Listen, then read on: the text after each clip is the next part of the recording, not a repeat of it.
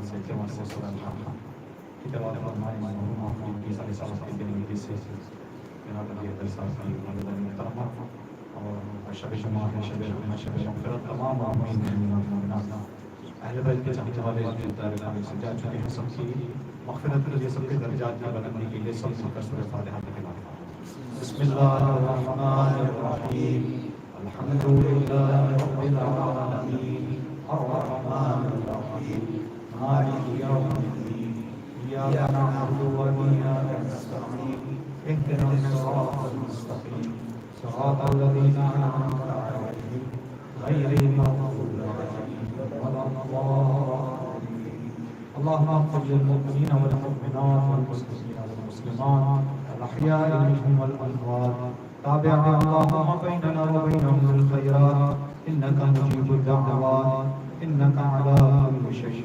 قدير صلى الله محمد وعلى آل محمد اللهم صل على محمد وآل محمد. أعوذ بالله من الشيطان الرجيم بسم الله الرحمن الرحيم الحمد لله رب العالمين والصلاة والسلام على سيد الأنبياء والمرسلين رحمة للعالمين مولانا مولا الثقلين جد الحسنين أبي القاسم مصطفى محمد اللهم صل على محمد وآل محمد وعلى أهل بيته الطيبين الطاهرين الذين أذهب الله عنهم الرجس وطهرهم تطهيرا اللهم صل على محمد وآل واللعنة الدائمة الأبدية على أعدائهم من الجن والإنس أجمعين أما بعد قال الله تبارك وتعالى في كتابه الكريم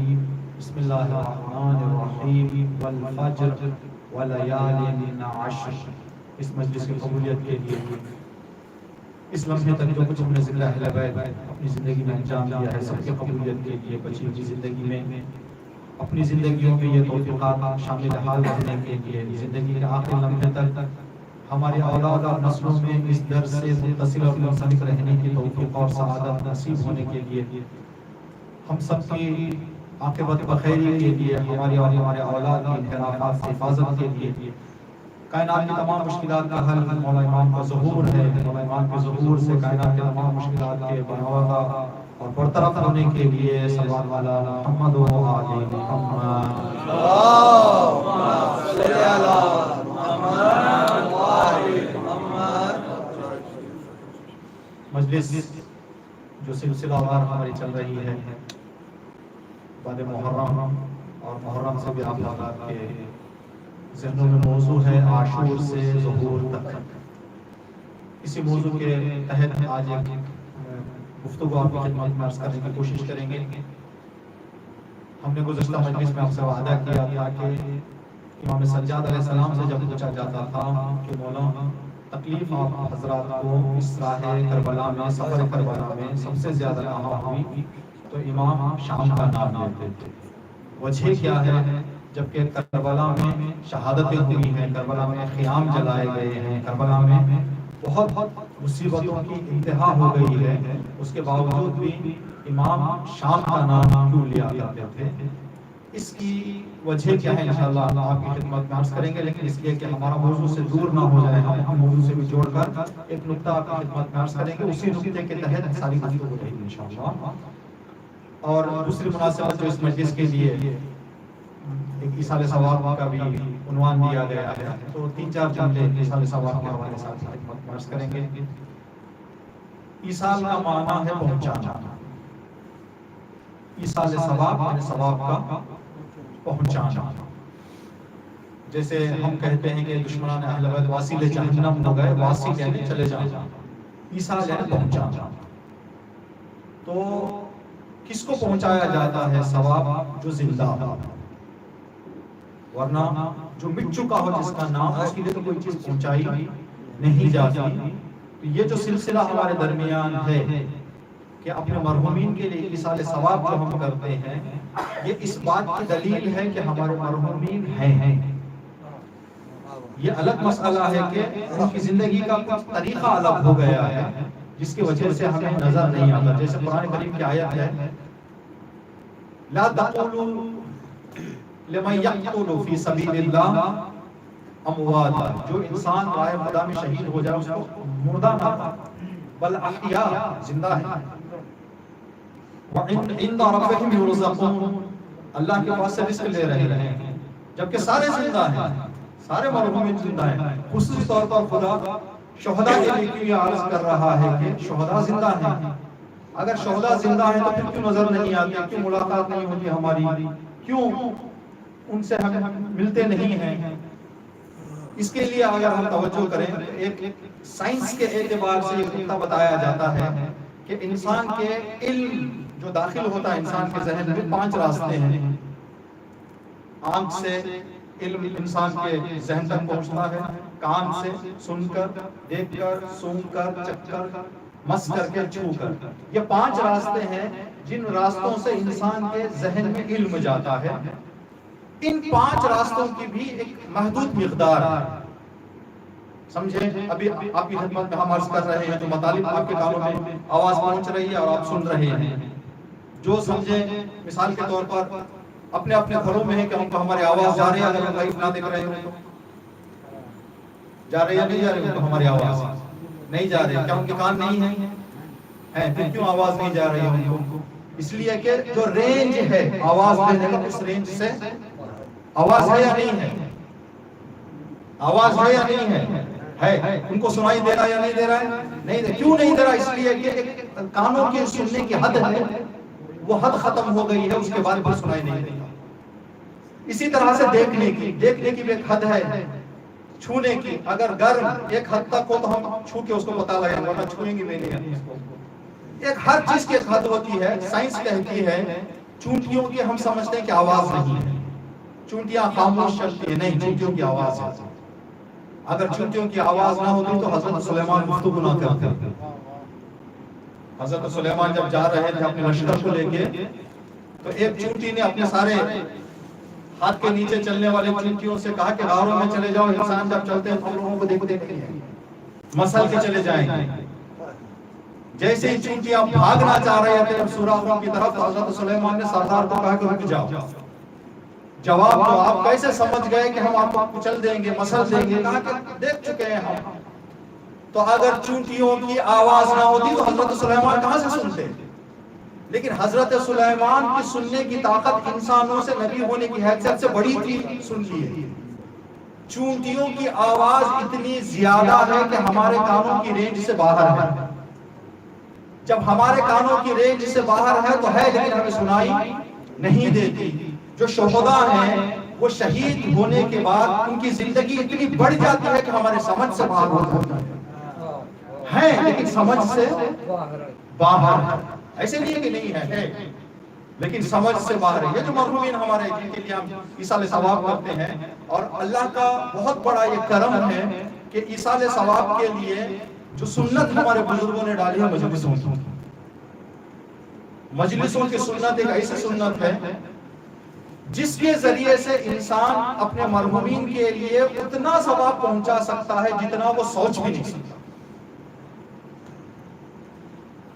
اتنا ثواب پہنچا سکتا ہے انسان۔ کیوں؟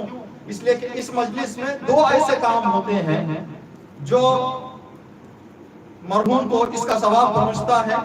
کم از کم 2 چیزیں جو بہت ہی بڑے ثواب کے اگر ہم ذکر کریں، ایک دوران مجلس صلواتیں پڑھی جاتی ہیں، انتہائی مجلس میں کچھ گریہ ہو جاتا ہے۔ بہانہ کیا ہوتا ہے؟ مرحوم کی ایصال ثواب کا۔ ذکر کس کا ہوتا ہے؟ اہل بیت کا۔ درود و سلام کس پر ہوتا ہے؟ اہل بیت پر۔ رسول مکرم اسلام حضرت محمد مصطفیٰ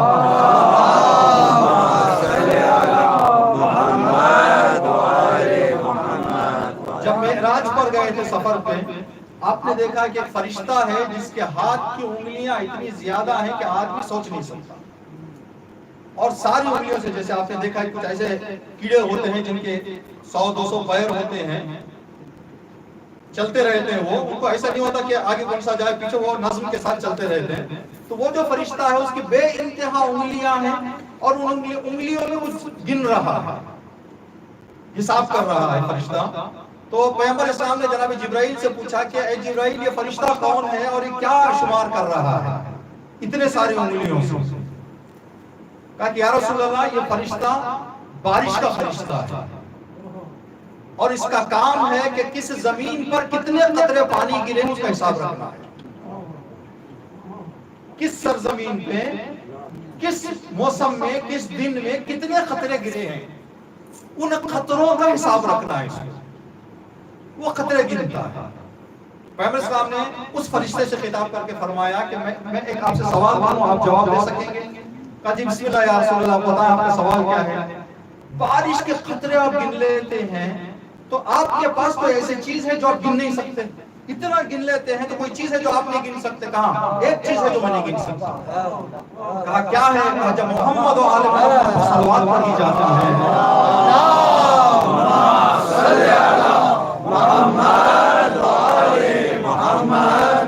اس کا ثواب اتنا ہے کہ میں نہیں گن سکتا. بارش کے قطروں کو تو گن لیتا ہوں تو مرحوم کو کتنا ثواب پہنچا؟ یہ صلوات کا اگر 2 صلوات 3 صلوات 10 صلوات پڑھی گی کتنا ثواب پہنچا؟ کوئی پیسے سے ہم پہنچا سکتے ہیں اتنا، کوئی خرچے سے پہنچا سکتے ہیں. ایک صلوات اتنا ثواب. اور آنسوؤں کے حوالے سے امام حسین کے غم میں جو آنسو بہائے جاتے ہیں اس کے حوالے سے ہے اگر ایک قطرہ آنسو کو جہنم میں ڈال دیا جائے تو پوری جہنم ٹھنڈی ہو جائے. اشک عذاب اتنی طاقت ہے ایک قطرہ. اس لیے امام نے فرمایا کہ من بکا او ابکا او تباکا، امام نے فرمایا جو روئے رولائے اگر اس کو آنسو نہیں نکلے اس کے آنکھوں سے تو رونے کا چہرہ بنا اس کے لیے جنت واجب ہے. پھر امام نے فرمایا کہ اتنا جان لو اگر کسی انسان کے آنکھوں سے مکھی کے پر کے برابر کا پانی آنکھوں سے نکل جائے غم حسین میں تو اس کے سارے گناہ معاف ہو. تو یہاں پر ایک قطرہ آنسو مرحوم کے سارے گناہ معاف ہو جائیں گے اور صلوات کے ذریعے سے اتنا ثواب مل جائے گا. تو یہ اس سے بہتر راستہ ایصال ثواب کے لیے کوئی نہیں. تو ہمارے مرحومین زندہ ہیں جس کا ہمارا عقیدہ ہے اور یہ ثواب بھی جو ایصال ثواب کے لیے کیا جاتا ہے. آج جس مومنہ کی ایصال ثواب کی مجلس ہے انشاءاللہ خدا تعالیٰ اس مجلس کے ثواب کو اس مرحومہ کی قبر کو اور اس کی روح کو ایصال فرمائے. صلوات محمد و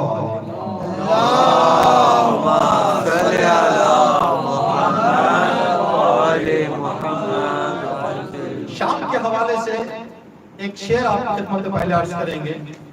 یہ شعر جو ہے تقریباً سارے مجلس کی چابی ہے. یہ پوری مجلس کو اگر ہم اندر جانا چاہتے ہیں پوری بات ہم سننا چاہتے ہیں اور پوری طرح سے بہتر سمجھنا چاہتے ہیں تو چابی ہے. شاید کہتا ہے وقت کرتا ہے پرورش برسوں، وقت کرتا ہے پرورش برسوں، حادثہ ایک دم نہیں ہوتا. اگر ایک دوستی دشمنی میں بدل رہی ہے تو پیچھے سے کچھ ایسے سلسلے ہوتے ہیں آخر میں آ کے وہ بلاسٹ ہو جاتا ہے مسئلہ. ایسے نہیں کہ بیٹھے بیٹھے کوئی دشمن ہو کے چلا جاتا. پیچھے بہت بڑا سلسلہ ہوتا ہے. وقت کرتا ہے پرورش برسوں، حادثہ ایک دم نہیں ہوتا. شام میں یہ جو واقعہ پیش آیا اس کا بھی وقت نے بہت پرورش کی. اگر شام کے سارے مسئلے کو ایک جملے میں آپ حضرات کے سامنے ہم عرض کرنا چاہیں تو یہ جملہ ہے جب امام حسین علیہ السلام نے روز عاشور تنہا جب ہو گئے تھے مولا لشکر یزیدی کے سامنے جا کے کھڑے ہونے کے بعد امام نے پوچھا کیا میں کون ہوں تمہیں نہیں معلوم؟ سب نے کہا معلوم ہے، آپ رسول کے نواسے ہیں، فاطمہ زہرا کے بیٹے ہیں، علی علیہ السلام کے فرزند ہیں، آپ کی نواسے رسول ہیں، سید شباب اہل جنہ ہیں. سب کچھ انہوں نے بتایا جو رسول نے لوگوں کو سمجھایا. پھر امام نے فرمایا جب اتنا سب کچھ جانتے ہو تو پھر قتل، شہادت، بچوں کی قربانی یہ سب کس لیے کر رہے ہو تم؟ وجہ کیا ہے؟ تو جملہ جو انہوں نے جواب دیا بغضاً لعلی، علی کا کینہ ہمارے دلوں میں، ہم کیا کریں؟ اس لیے کہ آپ علی کے فرزند ہیں. یہ جملہ ہم پہلے بھی عرض کر چکے ہیں آپ کی خدمت میں. جناب ابو طالب علیہ السلام کا جو کردار ہے اسلام کے لیے، علی کے باپ نہ ہوتے تو مسلمان سب پہ بٹھا لیتے. ساری دشمنی جناب ابو طالب سے اس لیے ہے کہ علی کے بابا ہے.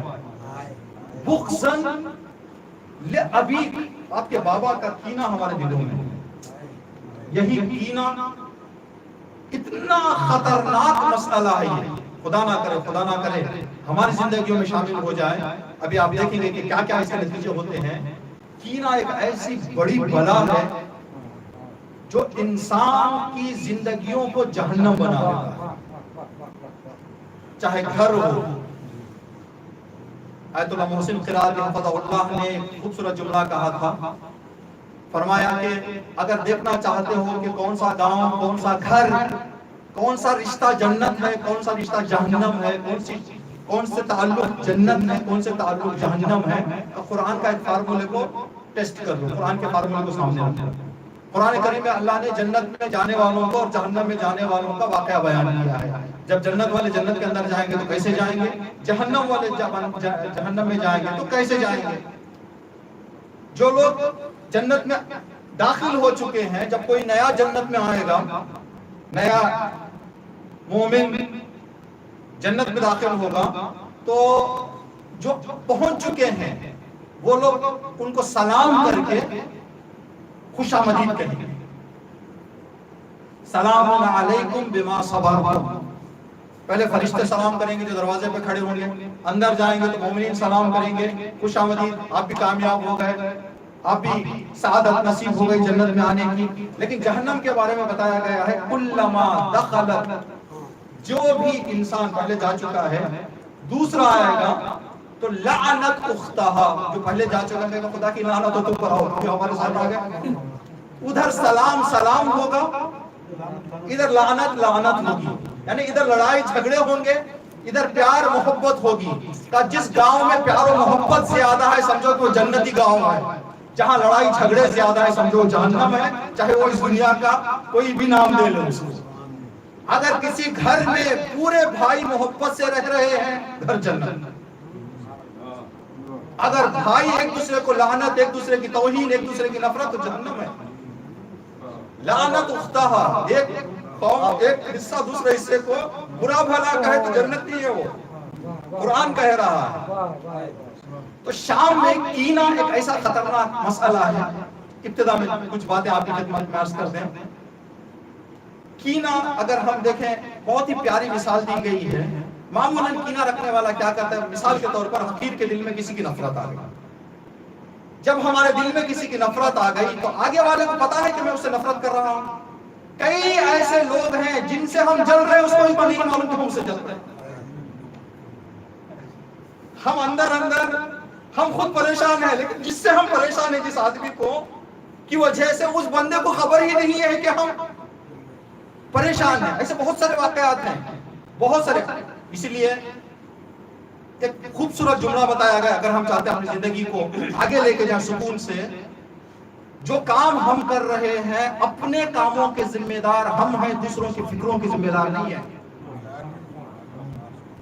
اگر ہم مثال کے طور پر محمود بھائی کے ساتھ کہیں بیٹھ کے گفتگو کر رہے ہیں، سوچنے والے ہزار چیزیں سوچ سکتے ہیں، لیکن ہم بیٹھ کے پتا ہے کہ ہم کیا گفتگو کر رہے ہیں. اب ہزار لوگ ہزار باتیں کرنا شروع کر دیں اور ہم اس کو لے کر پریشان ہو جائیں تو ان کی فکروں کو ہم کیوں پریشان ہو رہے ہیں. ہمارے کاموں کے ذمہ دار ہم ہیں، دوسروں کی فکروں کے نہیں. ورنہ ہزار سر ہزار فکر، ہر آدمی الگ الگ چیز بتا سکتا ہے. جیسے درمیان مجالس میں ہم نے جو محرم کی مثال دی تھی، ایک جوان خوبصورت نظر آنے کے لیے ٹکلا ہو کے باہر نکل گیا. جب ٹکلا ہو کے باہر نکلا، نائی کی دکان سے باہر آیا. جیسے ہی باہر آیا، اس کا دوست جو ہے وہ بیماری ہاسپٹل میں تھا، دوست کو دیکھنے کے لیے ہاسپٹل گیا. جب ہاسپٹل گیا تو سارے دیکھنے والے یہ کہہ رہے تھے کہ بیچارے کے ساتھ کینسر ہے. سارے ترس کھا رہے تھے، بیچارہ کینسر کا بیمار ہے، اس لیے کہ بال نہیں تھے سر پہ. ہاسپٹل میں بھی تھا، کہا کتنا خوبصورت کتنا جوان ہے، دیکھو کینسر شاید آ گیا اس کو. اس نے کہا کہ بھائی میں نے کیا سوچ کے اپنا بال صاف کیے، یہ لوگ کیا سوچ رہے ہیں. دماغ اس کا خراب ہو گیا، باہر نکلا، چلتے چلتے جیل تھی، جیل کے سامنے سے گیا تو چائے کے ہوٹل میں بیٹھے ہوئے لوگوں نے کہا کہ شاید ابھی ریلیز ہوا ہے، اسی لیے اس کا سر صاف کر کے بھیجیں، بال سر وغیرہ. تو اس نے کہا یہ لوگ ادھر کینسر کا پیشنٹ بنا دیے، ادھر لا کے جیلر بنا دیے. جب اپنے دوستوں کے درمیان گیا تو دوستوں نے کہا کہ یار کیا لگا، کیا ماڈل کیا تم نے، بہت خوبصورت لگ رہا ہے. اس نے کہا کہ بھائی تو ہمارے کام کے ذمہ دار ہمیں، دوسروں کی فکروں کے نہیں. دوسروں کی فکروں کو جائیں تو کینسر کا بیماری بھی بنا دیں گے، جیلر بھی بنا دیں گے، سب کر دیں گے. ہم اپنے کاموں کے ذمہ دار رہنا ہے. اسی لیے کہتے ہیں کہ اگر ہم کسی کی نفرت اپنے دل میں رکھ لیں، چاہے اس آدمی کو معلوم ہو یا معلوم نہ ہو، نفرت دل میں رکھنے والا کیا چاہتا ہے؟ اس کا برا. یہ چاہتا ہے نا، کوئی آدمی نہیں چاہتا کہ اس کا اچھا ہو، اس کا برا ہو. تو کہتے ہیں کہ کینہ زہر جیسا ہے، آدمی خود کھاتا ہے، امید کرتا ہے کہ وہ مر جائے. کینہ ہمارے پاس ہے، کینہ ہمارے پاس ہے، زہر ہم نے کھایا ہے، امید یہ ہے کہ وہ مر جائے. بتائیے کون مرے گے؟ ہم ہی مریں گے. ذہن خراب ہو جائے گا، کاروبار میں دھیان نہیں ہے، رشتوں میں تعلق نہیں ہے، پریشان ہم ہو رہے ہیں، امید کیا وہ مر جائے. یہ خوبصورت بات جو دیکھیں، جب کینہ بڑھتا بڑھتا جاتا ہے، اب جو کربلا دیکھ رہے ہیں وہ اوج پہ پہنچ گیا. بغضاً لأبی، درجے ہوتے ہیں، درجات میں الگ الگ لوگوں کا ریاکشن ہوتا ہے. اس میں ایک آدمی سفر کرنے کے لیے کشتی میں سوار ہوا، جیسے ہی سوار ہوا بیٹھنا چاہ رہا تھا، دیکھا ایک ایسا آدمی ہے جس کا کینہ ہے اس کے دل میں. اس نے کہا یار اسی کشتی میں ملی جگہ مجھے. اب وہ بیچارے کو پتا ہی نہیں ہے، جو سامنے والا ہے انہیں دیکھا ہی نہیں اس نے کہ یہ بھی آیا ہے، لیکن یہ اندر اندر سے کوئی زہر کھا کے چل رہا ہے. اب وہ جو آگے تھا یہ پیچھے بڑھ گیا کہ اس کے سامنے جانا ہی نہیں. وہ کشتی کے ایک دم سامنے، یہ کشتی کے ایک دم پیچھے. جب درمیان پانی میں پہنچی کشتی تو ایسے لگا کہ اب ڈوب جائے گی کشتی، کشتی ڈوبنے والی ہے. دوڑتے دوڑتے پہنچا ناخدا کے پاس، کہا کہ جناب یہ بتائیں آگے سے ڈوبے گی یا پیچھے سے؟ اس نے کہا تمہیں کیا فرق پڑنے والا، کشتی ڈوبنے والی ہے، سب جا رہے ہیں، سب کا انتقال ضروری ہے، ہو جائے گا سب کا خاتمہ، آگے پیچھے کیا فرق ہے؟ کہا نہیں، اس کو ڈوبتے ہوئے دیکھنا چاہتا ہوں، میرے آنکھوں کے سامنے وہ بلبلا ہے. کینہ یہ قیامت کی چیز ہے. کینہ ایک ایسی چیز ہے. اب جو کربلا دیکھ رہے ہیں، کربلا کینے کی آخری حد ہے. تو یہاں سے ہم اگر عرض کرنا چاہیں تو یہ بات بھی آپ سن لیں، قرآن کریم میں اور روایتوں میں یہ بتایا گیا ہے کہ المؤمن اخو المؤمن، المسلم اخو المسلم، مسلمان مسلمان کا بھائی ہے. اس کے بعد یہ بھی روایت ہے کہ سارے مسلمان ایک بدن کے جیسا ہے، سارے مسلمان ایک بدن کے جیسا ہے. ایک عضو کو بدن کے تکلیف ہو تو پورا بدن بے قرار رہتا ہے. یہ کب ہوتا ہے؟ جب ہم اپنا سمجھیں.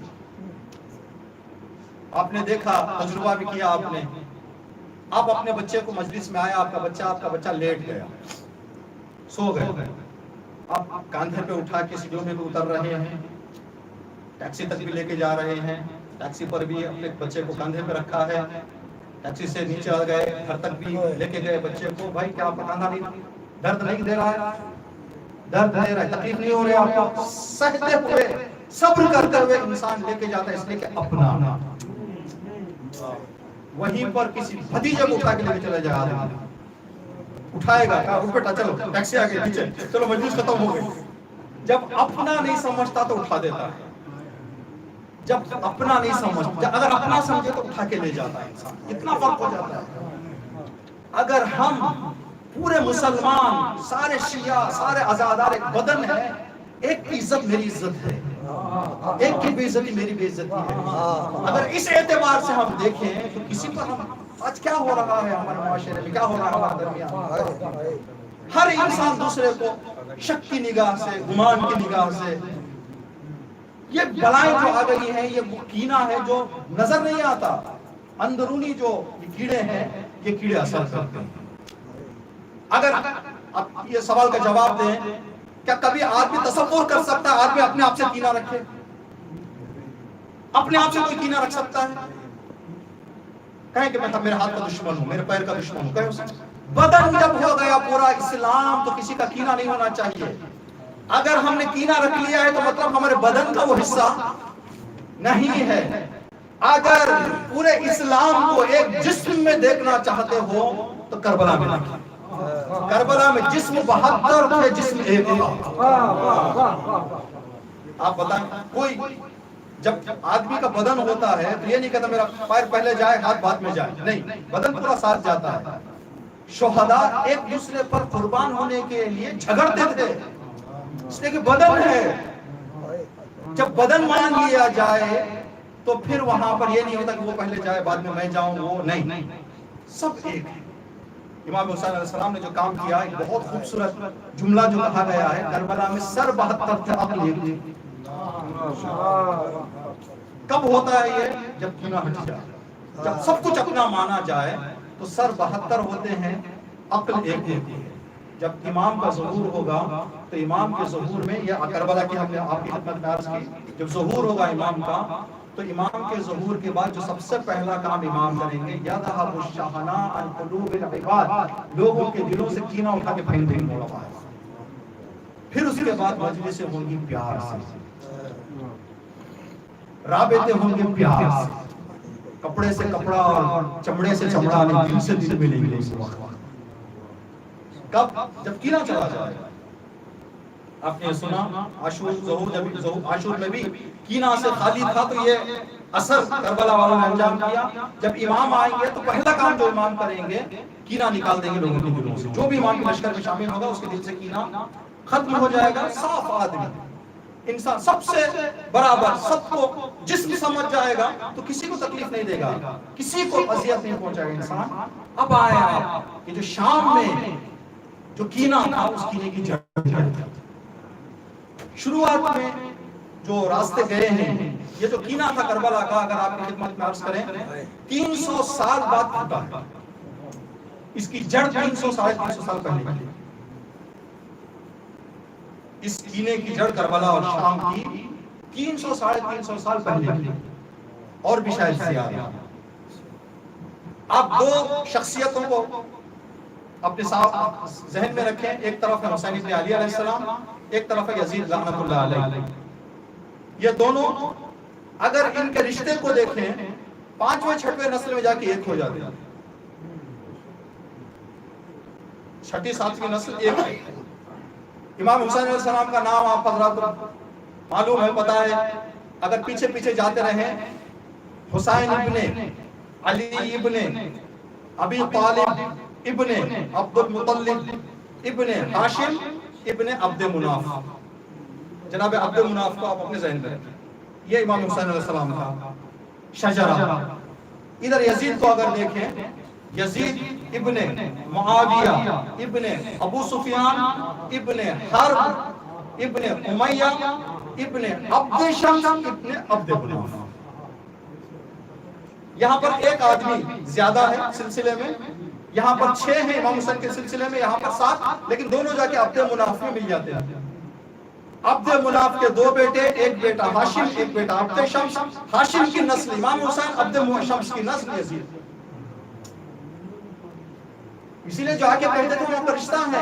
جناب عباس کو لا کے جو امان نامہ دیا گیا، جناب اکبر کو لا کر جو امان نامہ دیا گیا، یہ دونوں ایک نسل ہیں. دونوں نسلوں کو قرآن نے 2 نام دیے ہیں. اس کو دیا ہے شجرہ طیبہ، اس کو نام دیا ہے شجرہ خبیثہ. منحوس خبیث شجرہ ادھر ہے، پاک شجرہ، طیب شجرہ. تو امام حسین علیہ السلام، تو آپ دیکھیں عبد مناف میں دونوں ایک ہو جاتے ہیں. تو رشتہ ہے. 4تھا 5واں نسل اگر دیکھا جائے تو جیسے ہمارے یہاں بڑوں کے 4تھی 5ویں نسل کا نام دے کے فلاں پریوار دیا جاتا ہے، تو عبد مناف پریوار ہے پورا ہی. تو پھر کیوں یہ دشمنی اتنی کہ کربلا جیسا ظلم ستم نہ تاریخ نے دیکھا ہے نہ تاریخ میں ہوگا. جس ظالمانہ طور پر کربلا میں ہوا ہے، ایک طرف عبد مناف کے نسل سے یزید، ایک طرف عبد مناف کے نسل سے امام حسین علیہ السلام. اس کی جڑ کیا ہے؟ جب جناب عبد مناف کے گھر جناب ہاشم اور عبد شمس جو 2 بھائی ہیں، ان کی ولادت ہوئی تو دونوں جڑوا پیدا ہوئے. جڑواں پیدا ہو گئے. جڑواں پیدا ہوئے تو آج کل آپ نے دیکھا یہ سب چیزیں بچہ بھی جانتا ہے کہ کبھی کبھی جڑواں جب پیدا ہوتے ہیں تو ایک کا جسم دوسرے کے جسم سے مل جاتا ہے. کسی کے ہاتھ مل گئے, پیر مل گئے, کبھی کبھی بدن ایک سر دو, کبھی بدن دو سر ایک کے سب ہوتے رہتا ہے. جب ان دو جڑواں بچوں کی ولادت ہوئی, ہاشم کی انگلی عبد شمس کی پیشانی پر چپکی ہوئی تھی. بدن پورا الگ تھا, جناب ہاشم کی انگلی عبد شمس کی پیشانی سے چپکی ہوئی. تو اس زمانے کے اعتبار سے حساب سے آپریشن کیا گیا, انگلی جدا کی گئی. جب انگلی جدا کی گئی ولادت کے دوسرے تیسرے دن, تو مکے والوں نے کہا کہ ان دونوں کے درمیان خونی دشمنی. اس وقت جو لوگ دیکھنے والے تھے کہا کہ ولادت کے فوراً بعد خون ان بچوں کی زندگیوں میں آ جائے, تو ان لوگوں نے صرف ایسے کہا کہ ان دو بچوں کے درمیان خونی دشمنی. اس وقت کا سب سے معتبر, سب سے عظیم مرتبہ اگر کسی انسان کو ملتا, خانہ کعبہ کی مجاوری. جس انسان کو خانہ کعبہ کی مجاوری مل گئی, مطلب پورے دنیا کا سب سے بڑا منصب مل گیا اسے, پورے دنیا میں. اور لوگ اس کو بڑی عزت اور احترام سے دیکھتے تھے. اور کعبے کی مجاوری کسی ایرے غیرے کو ملنے والی نہیں ہے. ہر کوئی جو آدمی صفات حسنہ رکھتا تھا, نیک صفات رکھتا تھا, اس کو ملتا تھا خانہ کعبہ کی مجاوری. جناب عبد مناف تھا مجاور, ان دونوں کے والد جناب عبد مناف تھا مجاور. جب ان کے انتقال کا وقت نزدیک آیا تو اب بیٹھ کر یہ طے کرنا تھا کہ کس کو مجاوری دی جائے. عبد شمس آگے ہی نہیں آئے کہ مجھے دے, اس لیے ان کو معلوم تھا کہ میں اس قابل نہیں. آئے نہیں آگے عبد شمس, جو دو بچے جڑواں پیدا ہو گئے تھے عبد شمس, تو سب نے کہا کہ ہاشم, جناب ہاشم کے اندر سارے لوگ اقرار کر رہے ہیں کہ یہ عہدہ ہاشم کا حق ہے. تو جناب ہاشم کے حوالے کیا گیا خانہ کعبہ کی مجاوری. عبد شمس نے کوئی اعتراض نہیں کیا, جانتے تھے کہ وہ قابل نہیں ہے, جو کعبے کی مجاوری کی قابلیت ہے وہ ان کے اندر نہیں ہے. یہ بہت بڑے اختلافات کا دروازہ بند ہو جاتا ہے جب انسان خود سمجھ کے پیچھے ہٹ جائے.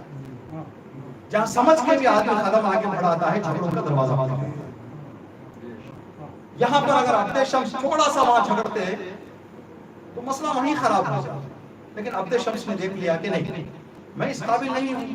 اس لیے بہت پیاری حدیث ہے امام کی, شاید امام جعفر صادق علیہ السلام کی, اللہم صلی علی محمد و آل محمد. امام نے فرمایا کہ اگر بے سمجھ لوگ بولنا چھوڑ دیں تو دنیا کی جھگڑے ختم ہو جائیں. بے سمجھ کا مطلب یہ نہیں کہ دیوان ہے, مطلب کبھی کبھی ہم بھی کیا ہوتے ہیں, کبھی ٹینشن میں آ کے بے سمجھ پن ہو جاتا ہے ہمارا. اس وقت میں زبان کی خاموشی, زبان پر لگام لگانا دنیا کے سارے جھگڑوں کا دروازہ بند کرتا ہے.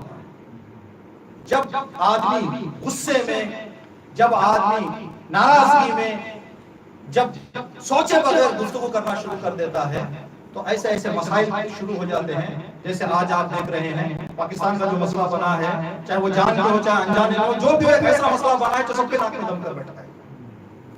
بات ایک ہوتی ہے, ایک جملہ انسان کو آگ, پورے شہر میں آگ لگا دے. جناب لقمان حکیم سے کسی نے آ کے کہا کہ میری نگاہ میں بولنا چاندی ہے, تو جناب لقمان نے کہا کہ میری نگاہ میں خاموشی سونا ہے.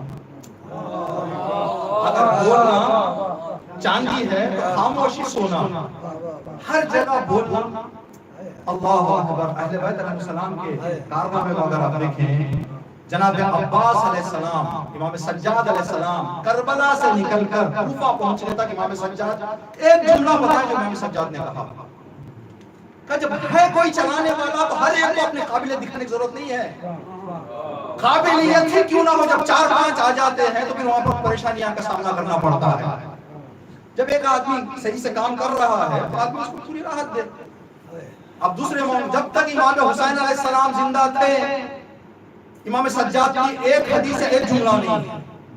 جب تک امام حسن زندہ تھے امام حسین کا ایک خطبہ نہیں ہے. آج نہج البلاغہ امام علی علیہ السلام کا خطبوں سے بھری ہوئی ہے. جب تک رسول زندہ تھے ایک خطبہ امیر المومنین کا نہیں ہے. جو قابل ہے, جو ذمہ دار ہے, اس کو بولنے دیں. تو یہاں پر اپنے شمس نے پیچھے ہٹا لیا. چھوٹا سا واقعہ بھی ہے بہت پیارا. کہتے ہیں کہ بادشاہ نے اپنے باورچی کو بلایا, بیٹھے بیٹھے اس کے ذہن میں کچھ خیال آیا. آپ کو بلانے کے بعد کہا کہ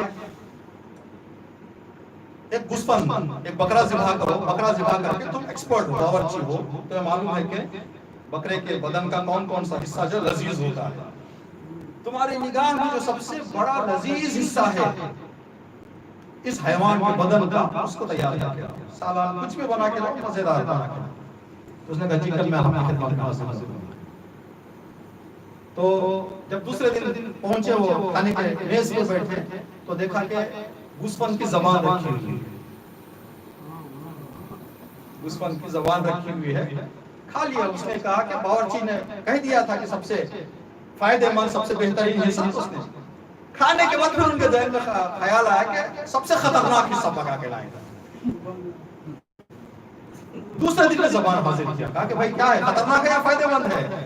کہا جناب جہاں بولنا ہے وہاں بولے تو اس سے بڑی فائدے کی چیز کوئی نہیں ہے. جہاں نہیں بولنا ہے وہاں بولے تو اس سے خطرناک چیز ہے. اس سے خطرناک چیز کوئی نہیں. یہ زبان جو ہے بہت خطرناک ہے. تو جناب عبد شمس کے پیچھے اپنا قدم کر لیے. اب جناب ہاشم مجاور ہیں, جناب عبد شمس خاموش ہو گئے. جناب عبد شمس کا انتقال ہو گیا. عبد شمس کا بیٹا امیہ نے چاچا کے سامنے جا کے پریشان کرنا شروع کیا کہ ایک سال آپ رکھیں, ایک سال ہم رکھیں, آپ کو پوری عزت مل جائے کہ ہم دوسرے خاندان سے ہیں, ہمیں تو اپنے مناف کی نسل ہے, تو ایک سال آپ رکھیں, ایک سال ہم رکھیں. کہا کہ جو سسٹم چل رہا ہے کچھ بدلا جائے تو پورا سسٹم خراب ہو جائے گا. جب مانا نہیں, جب عبد مناف جناب ہاشم نے قبول نہیں کیا, سامنے ان کی بات نہیں مانی امیہ کی, تو ایام حج میں, حج کے دنوں میں ایک طرف جناب ہاشم پانی تقسیم کر رہے ہیں حاجیوں کو, وہ بھی اپنا کاؤنٹر لگا کے کھڑا ہوا. ایک طرف جناب ہاشم کا کاؤنٹر ہے جہاں پر تبرک تقسیم ہو رہا ہے, پانی تقسیم ہو رہا ہے حاجیوں کو. دوسری طرف امیہ نے اپنا کاؤنٹر لگا لیا اور بورڈ لگا دیا کہ عبد شمس کے اولاد کی طرف سے سبھی. جیسے ہی وہاں پر کاؤنٹر لگا, جو حاجی آئے تھے انہوں نے اعتراض کر کے کاؤنٹر وہیں بند کروایا. کہ بھائی ہم لوگ اپنے دادا پردادا سے سنتے ہوئے آ رہے ہیں کہ ایام حج میں صرف ایک ہی کاؤنٹر رہتا ہے, دو نہیں. یہ دوسرا کہاں سے آ گیا تمہارا؟ جو بھی ہے اختلاف آپ کا اندر جا کے حل کر لیں, کعبے میں کچھ گڑبڑی نہ کریں, فساد نہ کریں حج میں, ایام حج میں. تو جب ساروں نے اعتراض کیا تو امیہ نے اپنا کاؤنٹر لپیٹ کے نکل گیا باہر. تو یہاں سے ایک بات بھی ہمیں معلوم ہوتی ہے کہ جب بھی کوئی اختلاف یا بگڑاؤ ہوتا ہے کہیں پہ, شروعات میں روک دیا جائے تو دو اعتراض میں ختم ہو جائے گا. اگر وہاں روکا نہ جائے تو گردنیں کٹ جائیں گی. اگر یہاں پر کچھ بڑوں نے اعتراض نہ کیا ہوتا تو خون خرابے سے بھی یہ مسئلہ حل ہونے والا نہیں. لیکن چار اعتراض سے ختم ہو گیا. یہ چھوٹا پودا ہے, انگلی سے نکال کے کیا کر سکتے ہیں, پھینک سکتے ہیں. اگر درخت بن جائے تو پھر نہیں, مشکل ہو جائے گا, بڑا وہاں پر مسئلہ پیش آئے گا, انسان کو بڑی بڑی قربانیاں دینی پڑیں گی. شروعات میں انہوں نے نکال دیا. اس لیے اگر ہماری زندگی میں اگر دیکھیں, ہر دنیا میں ہر جگہ ایک الگ الگ کلچر ہے جو پوری دنیا کا بنا بیٹھا ہے مسئلہ جہیز وغیرہ کا. شروعات میں اگر اس پر لگام لگائی گئی ہوتی تو کیا سب لڑکی والوں کے ناک میں دم آیا ہوگا؟ آج کیوں لڑکی والوں کے ناکوں میں دم ہے, لڑکی والوں کے پریشانیاں ہیں؟ اس لیے اتنا بڑھ گیا مسئلہ, جب روکا نہیں جاتا تو سب پریشان ہو جاتے ہیں. اور یہ ایسی بلا ہے یہ جس پہ ایک آدمی نہیں, یہ چلتے چلتے کسی نہ کسی ڈائریکٹ انڈائریکٹ آدمی کو اس کا اثر جو ہے دیکھنے کو ملے گا. جو مرحوم ہوگا جناب راہی اندوری, انہوں نے کہا تھا شعر ہے, لگے گی آگ تو آئیں گے کر گھر کہیں زد میں, کہ پورے شہر میں ہمارا مکان تھوڑی ہے. ہمارا خاندان پہ, ہمارے گھر پہ کوئی تکلیف آئے گی, ہم کچھ برا پایا رکھیں گے تو چلتے چلتے چلتے سب کی چپیٹ لے لے گا. تو جناب ہاشم اعتراض ہو گیا, اٹھا دیا گیا کاؤنٹر ان کا. لیکن آدمی جب ضد میں آ جاتا ہے تو انہوں نے گئے کورٹ میں اعتراض کیا, عدالت میں اعتراض کیا کہ حق ہمارا. جناب ہاشم نے کہا کہ پاگل پنتی دیوانہ کام کر رہا ہے, میں کیوں جاؤں, وہ اپنا بھاگ دوڑ کرے جو بھی کرنا ہے. جب اعتراض زیادہ ہوا جناب ہاشم کے پاس آ کے کہا کہ جناب ہاشم سارے لوگ آپ ہی کے حق میں رائے دیں گے, فیصلہ آپ کے حق میں ہوگا, آپ آئیں کم از کم آ کے جو ہے ایک مرتبہ بیٹھ جائے تاکہ مسئلہ پوری طرح سے ایک مرتبہ حل ہو جائے. تو جناب ہاشم تیار ہو کر گئے. عدالت میں جانے کے بعد انہوں نے کہا کہ میں فیصلے کے لیے بیٹھوں گا لیکن ایک شرط ہے, اگر امیہ قبول کرتا ہے تو اس شرط پر سائن ہوگا، پھر اس کے بعد فیصلہ ہوگا۔ کیا شرط ہے؟ جو بھی یہاں پر یہ فیصلہ ہوگا، جس کے مخالفت میں یہ فیصلہ ہوگا، اس کو چاہیے کہ 200 اونٹ قربانی کرے مکے میں 200 اونٹ قربانی کریں، پھر مکے سے شہر بدر ہو جائے، پھر مکے میں رہنے کا اس کو، جس کے بھی خلاف فیصلہ آیا اس کو چھوڑ کے جانا ہے مکہ۔ سائن ہو گیا۔ جب فیصلہ آیا تو جناب ہاشم کے حق میں آیا، جناب ہاشم کے حق میں آیا تو 200 اونٹ دے کر امیہ شام چلا۔ شام جا کے وہاں سے اس نے اپنی زندگی شروع کی، پھر اس کے بعد وہیں پر رہ گئے۔ مکہ کو نہیں، شہر بدر کر دیا گیا، مکہ اور مدینے سے شہر بدر تھے۔ اب امیہ کون ہیں؟ رسول اللہ کے چوتھے جج اس برابر کے ہیں۔ تو تقریباً 200-250 سال پہلے جو آدمی شام گیا ہے، شام میں پلا بڑا ہے، شام میں اس کی نسل چلی ہے، جب رسول اللہ کے بعد غدیر سے بھٹک کر لوگ سقیفہ میں آئے تو پھر شام سے ان کو بلایا گیا، ان کو عہدے دیے گئے۔ معاویہ کو شام کا گورنر، خلیفہ دوم کو فلاں کا گورنر، خلیفہ سوم بنی امیہ کا فلاں گورنر۔ جب مل گیا ان کو تو ابو سفیان نے آگے ایک جملہ کہا تھا کہ اب جس گیند کے لیے، اس کا جملہ ہے جو بہت ہی مشہور جملہ ہے ابو سفیان کا، کہ جس گیند کے لیے ہم لوگ دوڑ بھاگ کر رہے تھے وہ اب ہمارے ہاتھ میں خود آ گئی ہے، اب اپنے میں پاس کرتے رہو، کسی کو نہ۔ حکومت کی گیند ہمارے گود میں آ گئی ہے، نہ چاہتے ہوئے۔ جب آ گئی ہے تو اپنے اپنوں میں پاس دیتے رہو، کسی دوسرے کے ہاتھ میں جانے نہ دے۔ تو یہاں سے جو سلسلہ شروع ہوا، جب شام کا مسئلہ تھا امیہ کا، رسول اللہ جب مدینے میں تھے، جتنی جنگیں ہوئی شام والے آتے تھے لڑائی کرنے کے لیے، مولا کائنات اور اسلامی فوج ان لوگوں کو واصل جہنم کرتی، شکست کھا کے چلے جاتے۔ ہر ایک کامیابی اسلام کی ان لوگوں کے دل میں وہ آگ کے شعلے بھڑک جاتے تھے کینے کے، اتنے بھڑکے وہ شعلے۔ ادھر امام سجاد شام کے دروازے پر پہنچے تو امام نے کہا کہ شام 300 سال پرانا کینے کا شہر ہے، راستے کے بھی شہر تھے، راستے کے شہروں میں 5% وہ تھے تو 5% چاہنے والے تھے۔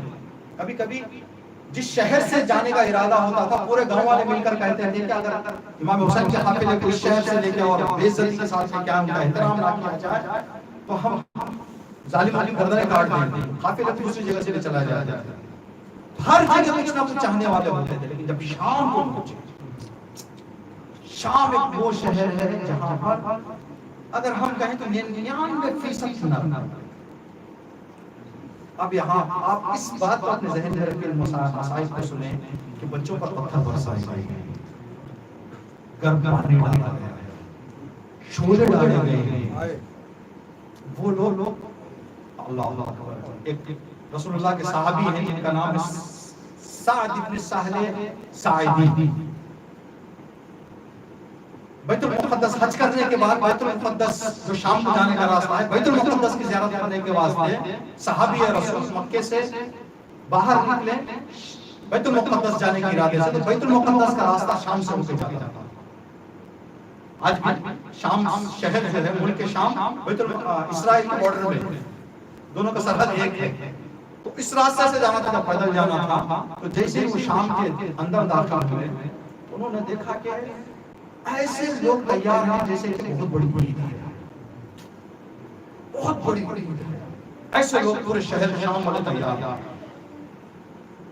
جناب سہل کہتے ہیں کہ میں نے حساب کتاب کیا کہ آج کون سا دن ہے، کون سی تاریخ ہے، کس حساب سے بھی جو ہے کوئی عید نہیں بن رہی ہے۔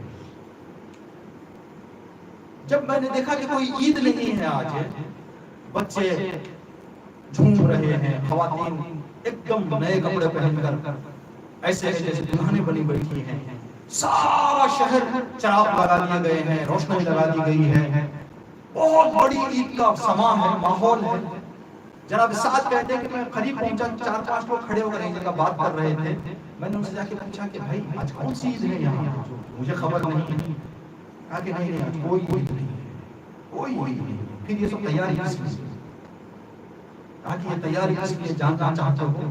ابھی تھوڑی دیر میں یہ قافلہ آنے والا ہے شام کے اندر، اس قافلے کو دیکھو آپ کو پتا چل جائے گا کہ اچھا کہاں سے، کون سے دروازے سے آ رہے ہیں، کون سے گیٹ سے اندر آ رہے ہیں. باب الساعات، باب الساعات سے داخل ہو رہے ہیں. جناب سعد کہتے ہیں میں قریب پہنچا، باب الساعات کے پیچھے کھڑا ہو گیا. میں دیکھوں یہ جو لوگ کہہ رہے ہیں کہ کیا ہے قافلہ آئے گا تو کیا پتہ چلے گا. میں نے دیکھا کہ ابھی میری نگاہ دیکھ رہی تھی نوک نیزہ پر ایک سر آیا جس سے نور ساطع تھا، جو نور چمک رہا تھا. جس سے میں نے تعجب کیا کہ کس کا سر ہو سکتا ہے جس کے چہرے سے نور ہے، اور لوگ اس کی شہادت کی خوشی میں، اس کے قتل کی خوشی میں خوشی منا رہے ہیں. اتنے میں نے دیکھا کہ پیچھے ہماریاں ہیں جن میں بے کجاوا اونٹ ہیں، بے پردہ بعض خواتین ہیں.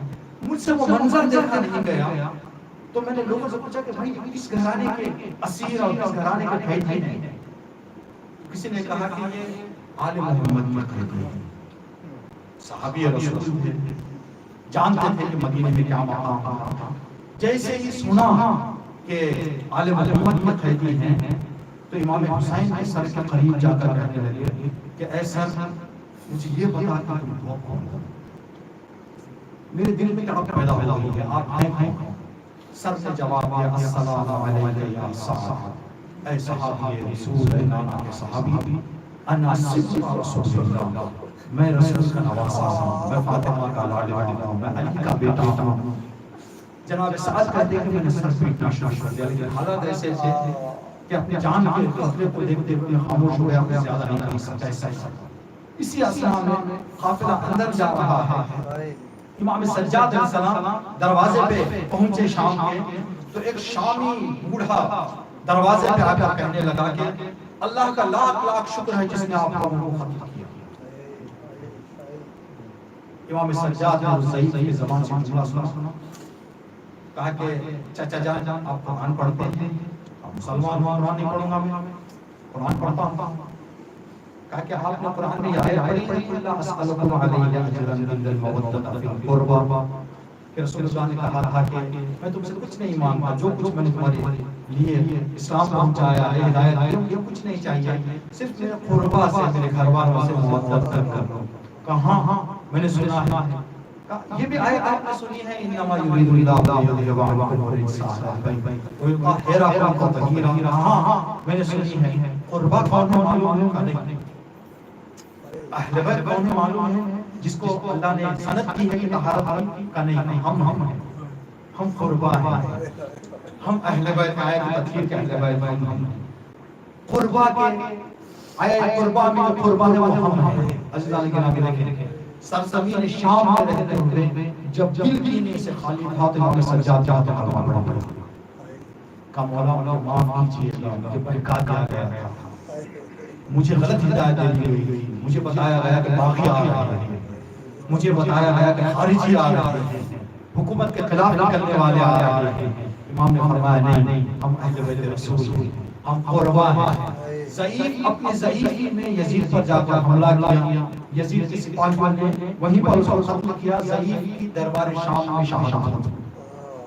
قافلہ اندر پہنچا، اللہ اکبر. جو منظر لکھا ہوا ہے قافلے کے داخل ہونے کا، یہ وہ قافلہ ہے جو صبح کی اذان کے بعد دروازے سے داخل کیا گیا ہے، مغرب کے وقت دربار پر پہنچا. 12 گھنٹے جنہیں گلیوں میں گھمایا گیا ہے، بازاروں میں گھمایا گیا ہے.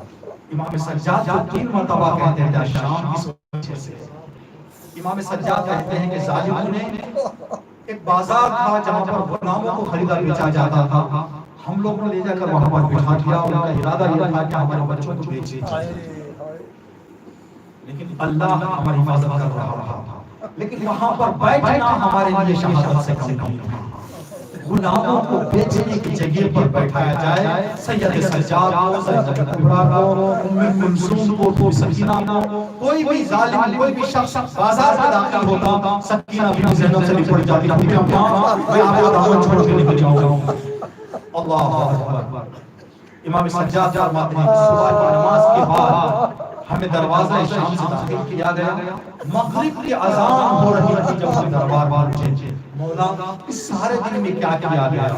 یہودیوں کے محلے میں ہمیں داخل کر دیا گیا، ہمیں اندر لے جانے سے پہلے پورے محلے میں یہ اعلان کیا جس کو خیبر کا بدلہ لینا ہے، جس کو خندق کا بدلہ لینا ہے، سارے تیار ہو جائیں، ان کی اولاد آ رہی ہے جنہوں نے آپ کے ماں باپ کو ختم کیا ہے۔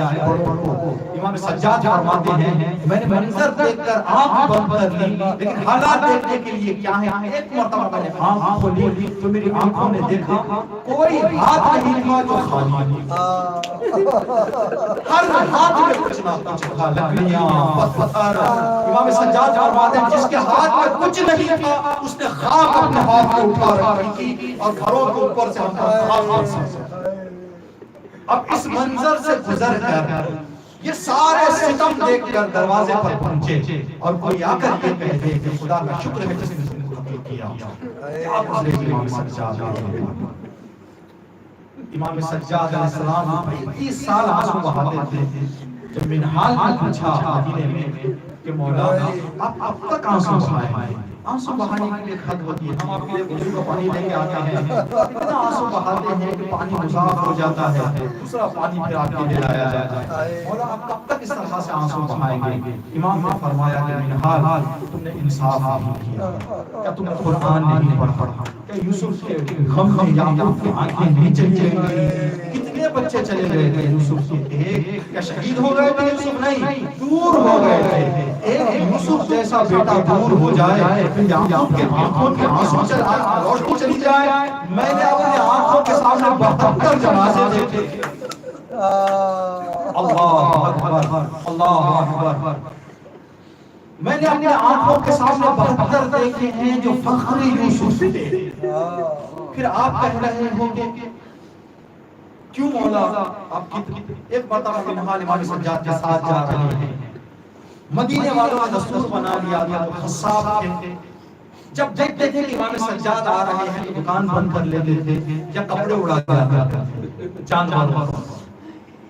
جب پوچھا گیا کہ کیوں آپ مدینے والے یہ کام کرتے ہیں تو کہا کہ جب بھی امام سجاد کا گزر یہاں پر ہوتا ہے اتنا شدت سے مولا گریہ فرماتے ہیں، ہم نہیں چاہتے کہ امام آنسو بہائیں۔ کہا کیوں؟ کہا جب اگر کوئی انسان اپنے دکان کو بند کرنا یا کپڑا ڈالنا بھول جائے تو امام سجاد کھڑے ہو کر فرماتے ہیں اے قصاب بتا کیا تم نے گوسفند کو ذبح کرتے ہوئے پانی پلایا یا نہیں پلایا؟ کہا مولا میں مسلمان ہوں، میں نے پلایا ہے۔ کہا چھری کیسے رکھی تھی تم نے؟ کہا مولا دستور ہے اسلام کا کہ تیز چھری رکھی جائے جائے حیوان کو زیادہ تکلیف نہ ہو۔ امام سجاد یہ جملہ سنتے پھر کربلا کا رخ کر کے فرماتے بابا حسین آپ کی غربت کو میں کیا کروں بابا، جانوروں کو پانی پلا کر ذبح کرنے کا دستور ہے، خنجر تیز رکھنے کا دستور ہے بابا، ان خنجر سے آپ کو ذبح کیا گیا بابا، آپ کو پیاسا ذبح کیا گیا۔